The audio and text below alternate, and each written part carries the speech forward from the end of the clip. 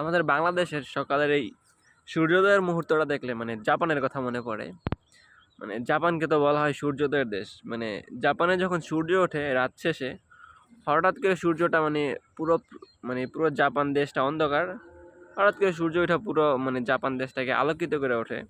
মানে সেই জন্য বলা হয় যে জাপান থেকে নাকি খুব ক্লিয়ারভাবে মানে সূর্যোদয়ের যে মুহূর্তটা খুব সুন্দরভাবে দেখা যায়, মানে একদম ক্লিয়ারভাবে, যেটা আর কোনো দেশ থেকে দেখা যায় না। সেই জন্য বলা হয় জাপানকে সূর্যোদয়ের দেশ। আর আমাদের বাংলাদেশকে কি বলা হয় আমি জানি না। তো যাই হোক, আমি একটু আসলাম সকাল সকাল সূর্যোদয় দেখতে, আর একটু সূর্যোদয়ের মুহূর্তটা ক্যামেরা বন্দি করতে। জাপানে যখন সূর্য ওঠে বা সূর্য উদয় হয়, তখন কিন্তু আমার মতো এরকম হাজার হাজার শত শত মানুষ মানে ক্যামেরা নিয়ে, মোবাইল নিয়ে বইসা থাকে, ওয়েট করে, মানে এরকম করে ক্যামেরা ধরে রাখে যে সূর্যোদয়ের এই মুহূর্তটা ক্যামেরা বন্দি করার জন্য।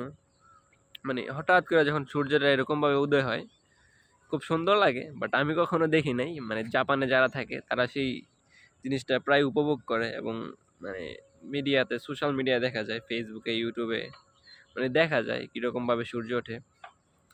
তো যাই হোক, আমি একটু আসলাম বাংলাদেশে সকাল সকাল একটু সূর্যোদয়ের মুহূর্তটা ফ্রেম বন্দি করতে।